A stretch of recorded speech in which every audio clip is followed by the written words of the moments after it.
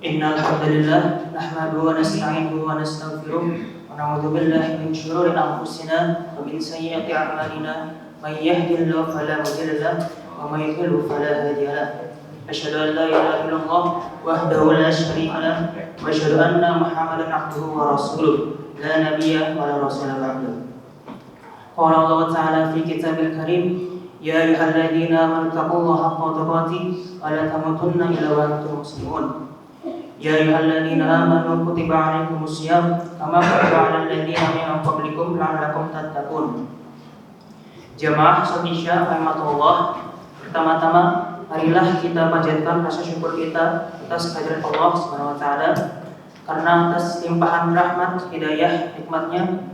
Alhamdulillah hingga saat ini kita masih diberi kesempatan untuk melakukan ibadah dan amalan baik.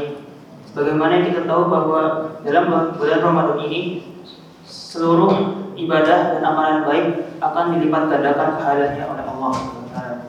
Yang kedua, salawat serta salam semoga selalu tercurahkan kepada junjungan kita Nabi Agung Muhammad Sallallahu Alaihi Wasallam beserta para keluarga serta sahabatnya hingga yaumul akhir nanti. Jamaah salat Isya rahimakumullah, pada kesempatan kali ini izinkanlah saya menyampaikan sebuah kutum singkat dengan judul luasnya rahmat Allah dan kiat menggapai rahmat Allah. Allah Subhanahu wa taala berfirman dalam surah Al-A'raf ayat 156, "Wa rahmati wasi'at kulla syai'." Dan rahmatku meliputi segala sesuatu.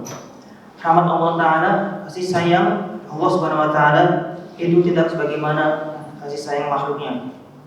Allah Subhanahu wa taala memiliki 100 rahmat dan meletakkan satu rahmatnya tersebut kepada makhluknya. Sisanya yaitu 99 bagian dari rahmat Allah ini disimpan di sisinya. Hal ini sebagaimana disebutkan dalam sebuah hadis dari Abu Hurairah radhiyallahu anhu, Nabi sallallahu alaihi wasallam bersabda, sungguhnya Allah memiliki 100 rahmat. Allah menurunkan 101 rahmat dari 100 rahmat tersebut di antara jin, manusia, hewan dan serangga.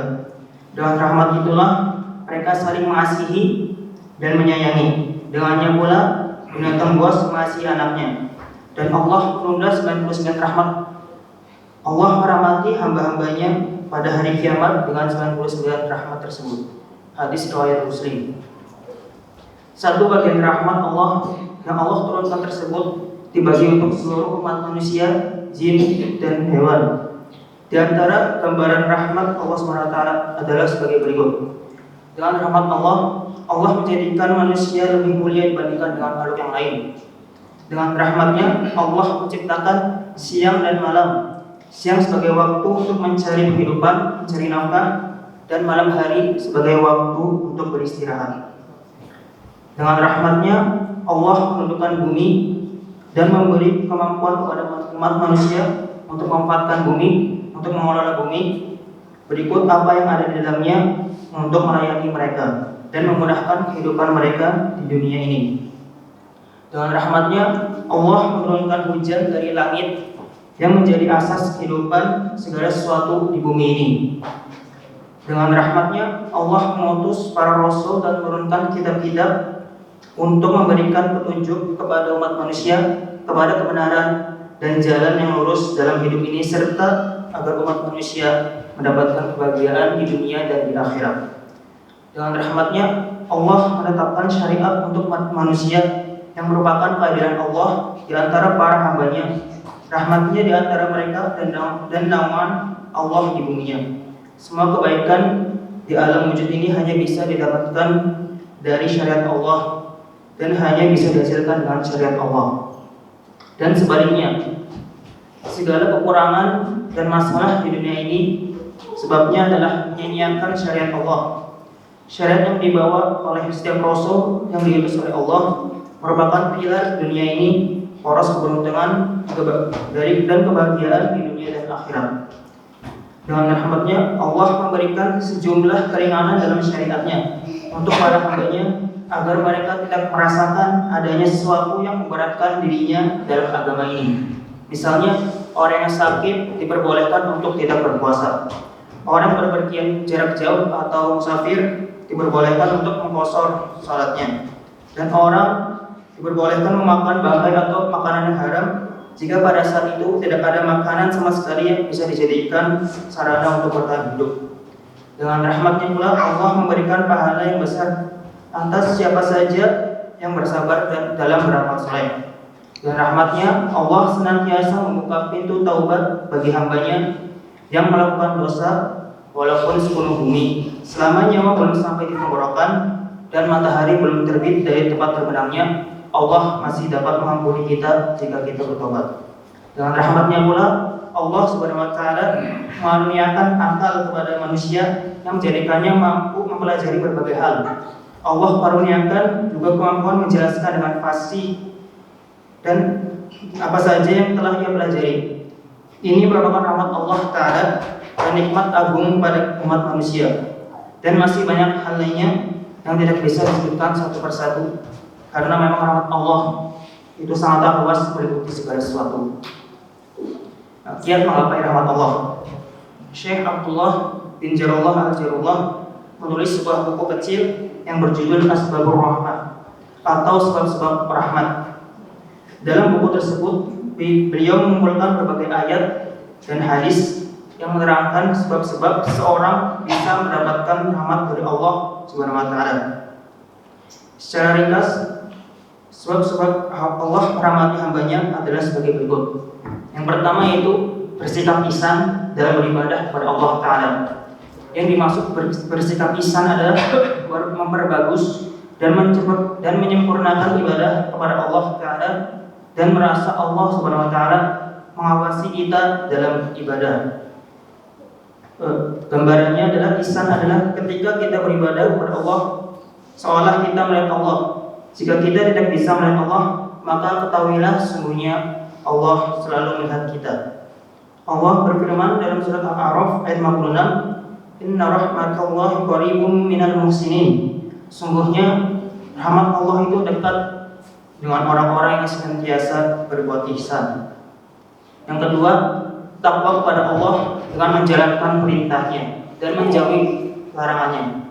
Allah berfirman dalam surat Al-A'raf ayat 156-157, "Wa rahmati wasi'at kulla syai' fasaktubuha lil ladzina yattaqun wa yu'tuna zakata wal ladzina hum bi ayatina yu'minun."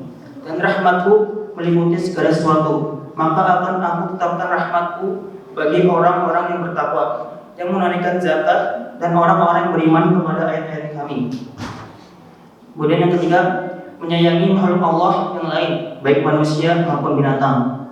Hal ini sebagaimana dalam hadis dari Abdullah bin Amr radhiyallahu anhu bahwa Rasulullah SAW bersabda, orang-orang yang menyayangi akan dirahmati oleh Ar-Rahman. Sayangilah siapa saja yang ada di bumi ini, niscaya yang di atas langit yaitu Allah akan menyayangi kalian. Hadis riwayat Abu Dawud. Hal ini ditekankan lagi pada orang-orang fakir, miskin, dan orang yang membutuhkan. Kemudian yang keempat, iman, hijrah, dan jihad di jalan Allah. Sebagaimana firman Allah dalam surat Al-Baqarah ayat 218, "Innal ladzina amanu wal ladzina hajaru wa jahadu fi sabilillah ulaika yarjuna rahmatallah Allahu ghafurur rahim." Sungguhnya orang-orang beriman dan orang-orang berhijrah dan berjihad di jalan Allah, mereka itulah yang mengharapkan rahmat Allah. Allah Maha Pengampun, Maha Penyayang. Yang kelima, mendirikan sholat, membayar zakat, dan mentaati Rasulullah. Hal ini sebagaimana dari firman Allah surat An-Nur ayat 56, "Wa aqimus sholata wa atuz zakata wa atiiur rasula la'allakum turhamun." Dan laksanakanlah zakat, tunaikanlah zakat, dan laksanakanlah sholat, tunaikanlah zakat, dan taatlah kepada Rasul agar kamu diberi rahmat.